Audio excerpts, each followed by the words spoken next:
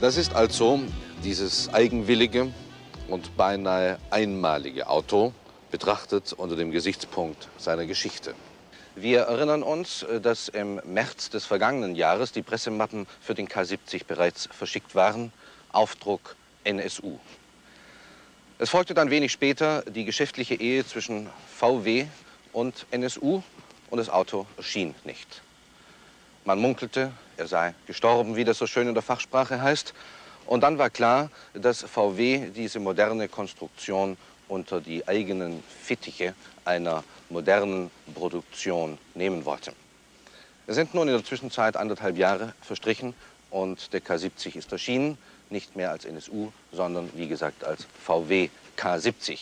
Alle VW-Prinzipien sind umgekehrt, nicht mehr Heckmotor, nicht mehr Luftkühlung, sondern Frontantrieb, Frontmotor und Wasserkühlung.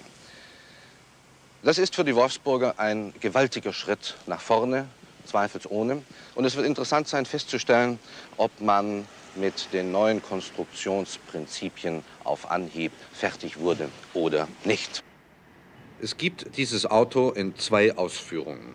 Einmal mit 75 PS, wobei Normalbenzin ausreichend ist, und dann mit 90 PS. Dann ist Superbenzin notwendig. Die Preise der beiden Modelle unterscheiden sich nur unwesentlich und liegen knapp unter und knapp über 9.500 Mark. Das hier ist die 90 PS-Version mit 1600 Kubikzentimetern.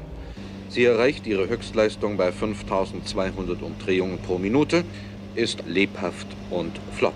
Beschleunigungsmessung von 0 auf 100, 13,1 Sekunden. Die Höchstgeschwindigkeit wird vom Werk mit 158 km pro Stunde angegeben. Wir brachten es auf 161. Nun 3 Kilometer hin und her. Das ist weniger wichtig als die Frage, ob sich die Beschleunigungszeit auch in anspruchsvoller Gesellschaft sehen lassen kann. Dazu ein Vergleich mit anderen führenden Modellen. Der Audi 100 beschleunigt in 12 Sekunden, der BMW 1600 in 12,4, Renault 16 TS 12,8, K70 13,1. Der K70 wurde ursprünglich von NSU als ein Wagen der großen Stückzahl konzipiert. Das VW-Werk hat diese Konstruktion unter dem gleichen Gesichtspunkt übernommen und weiß natürlich aus eigener Erfahrung mit am besten, welche Rolle gerade in der großen Serie dieser Kategorie der Verbrauch spielt. Auf der Landstraße braucht der K70 90 PS, 9,8 Liter. Auf der Autobahn bei einem Durchschnitt von 110, 10,4.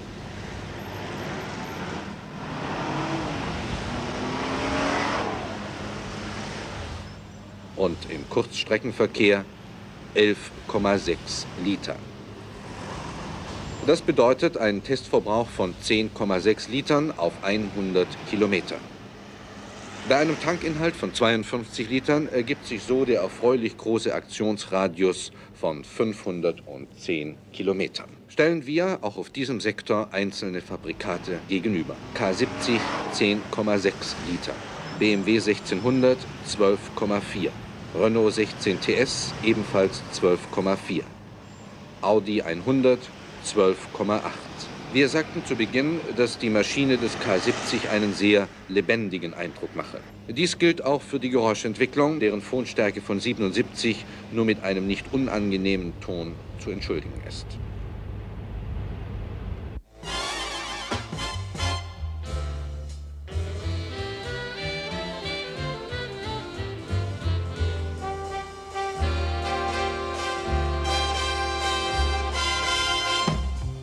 Die Verarbeitung verrät die kundige Hand des VW-Experten. Man sieht auf den ersten und wichtiger auch auf den zweiten Blick, dass mit sehr viel Sorgfalt in der Fertigung ans Werk gegangen wurde. Wenn man der ganzen Anlage nach ein Familienauto konzipiert hat, dann darf man natürlich auch nicht vergessen, dass auf den hinteren Sitzen normalerweise Menschen sind. Und die möchten bequem sitzen, keine Frage. Wir haben hier den Fahrersitz in die hinterste Position geschoben.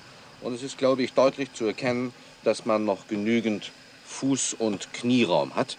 Eine sehr wesentliche Erleichterung für längere Reisen. Im Übrigen genügend Ellbogenfreiheit für all diejenigen, die sich hinten bequem in die gut geformten Sitze regeln möchten. Und das scheint mir eine ganz wesentliche, positive und deswegen besonders erwähnenswerte Position in der Kritik und Untersuchung dieses Autos zu sein. Die Instrumentierung ist handlich und übersichtlich. Die einzelnen Bedienungshebel liegen funktionell gut zur Hand. Heizung und Belüftung entsprechen dem guten Standard in dieser Kategorie. Noch ein Wort zur Schaltung. Sie bietet für die Wolfsburger Ingenieure zweifelsohne noch ein weites Feld der Betätigung. Man hat zwar in der letzten Sekunde, und das mit Erfolg, die Synchronisierung verbessert. Das ändert aber nichts an der Tatsache, dass die Schaltwege einen sehr schwammigen Eindruck machen, was im Endeffekt bedeutet, dass man Mühe hat, die Gänge zu finden. Oder zumindest die Gänge zu finden, setzt Gewöhnung voraus. Das gilt auch für den Rückwärtsgang, der hier links oben direkt neben dem ersten Gang liegt. Das ist sicher keine sehr glückliche Lösung. Der Kofferraum des K70 ist sicher des reißenden Vertreters Lust und für den Normalverbraucher sicher zu groß. Für eine stattliche Familie auf Ferienfahrt sicher nicht zu klein. Ein vernünftiger Kompromiss spricht auch auf diesem Gebiet offensichtlich das entscheidende Wort.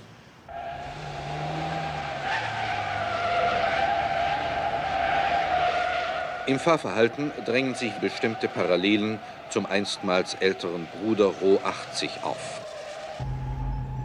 Erster Eindruck, eine exakte Lenkung, ein wesentliches Instrument der Sicherheit.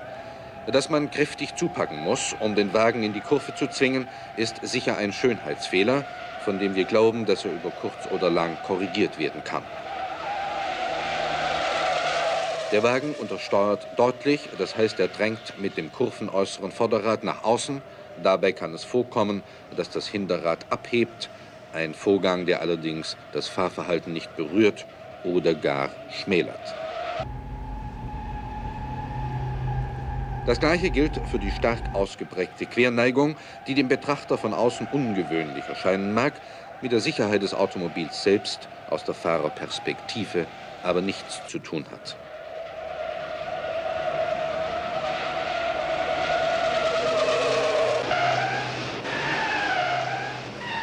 Wedeln bei 130 Kilometern pro Stunde.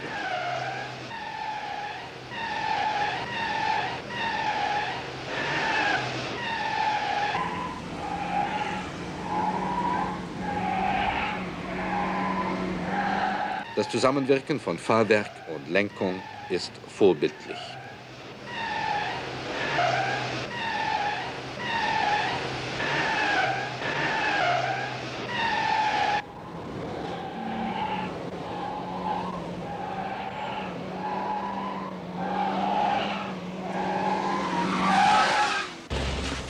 Auf schlichten Wegstrecken macht sich eine fortschrittliche Einzelradaufhängung der Hinterachse ebenso bemerkbar wie eine Federbeinkonstruktion vorne, die mit langen Federwegen und einer straffen Dämpfung ein gutes Mittel gegen Bodenwellen und Löcher darstellen.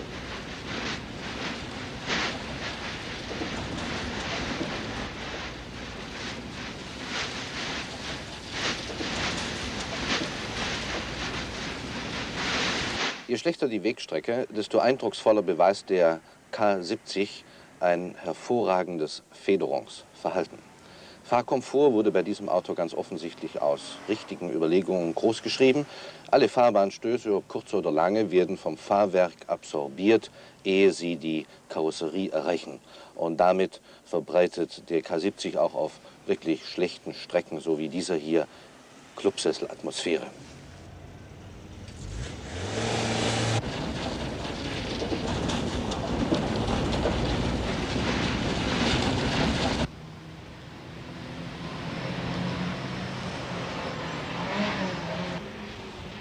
Der K70 auf dem Weg zu einer Wasserdurchfahrt, die in dieser Form glücklicherweise nicht zu unserem Verkehrsalltag zählt, die aber über zwei wesentliche Punkte Auskunft geben kann. Erstens ist der Motor, besser gesagt, sind seine empfindlichen Teile gegen eindringendes Spritzwasser geschützt. Zweitens ist die Karosserie im unteren Bereich dicht.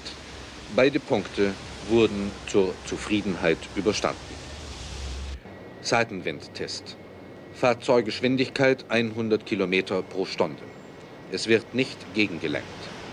Seitenwindgeschwindigkeit auf einer Länge von 32 Metern, ebenfalls 100 Kilometer pro Stunde. Abweichung vom ursprünglichen Kurs 1,65 Meter. Eine Zahl, die jedem Fahrzeug gut zu Gesicht stünde.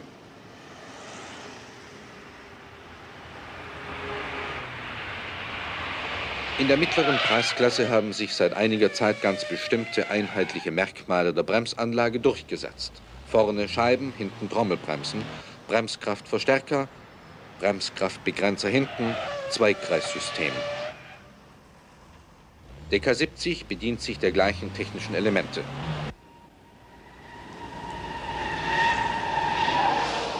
Die Anlage ist sicher und damit wirkungsvoll. Sie verlangt nach einem völlig normalen Kraftaufwand. Bei einer Vollbremsung aus einer Geschwindigkeit von 100 Kilometern steht der K70 nach 50 Metern und 80 Zentimetern.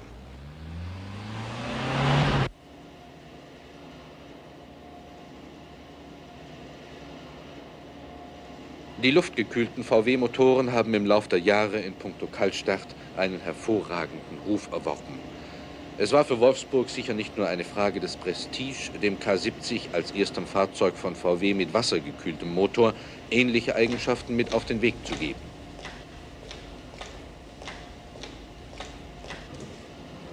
Die Bedingungen des Kaltstartversuches: 15 Grad minus Unterkühlung für das gesamte Fahrzeug.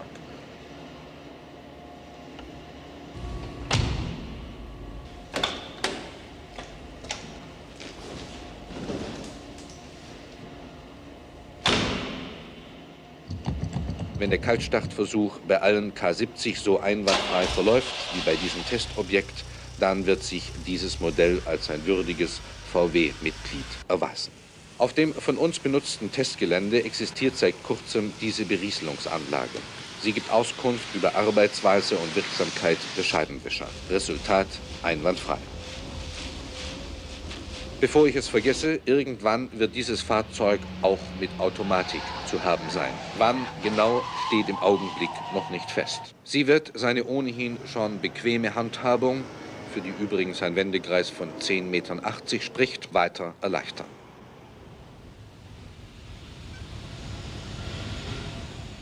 Lassen wir zur Erinnerung noch einmal die wesentlichsten Messwerte des K70 Revue passieren. Beschleunigung von 0 auf 100, 13,1 Sekunden. Höchstgeschwindigkeit 161 Kilometer.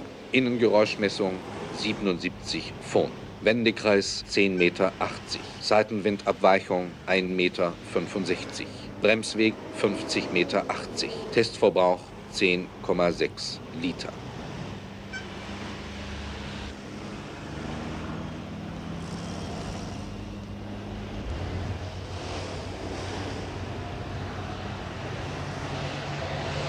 Wir waren mit diesem Wagen 2500 Kilometer unterwegs und, meine Damen und Herren, es fiel uns nicht schwer, uns mit ihm zu befreunden.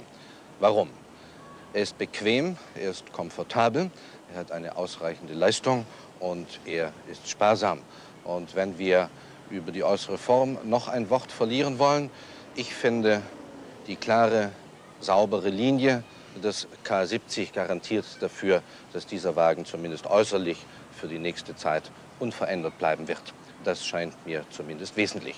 Zusammengefasst, es besteht kein Zweifel darüber, dass es VW, wenn auch unter fremder Assistenz gelungen ist, einen sehr wesentlichen Beitrag zum Angebot in der gehobenen Mittelklasse zu leisten. Dazu kommt noch eine vernünftige Relation zwischen Preis und Gegenwert. Der K70 kostet in der Grundausstattung, wie schon gesagt, 9.500 Mark.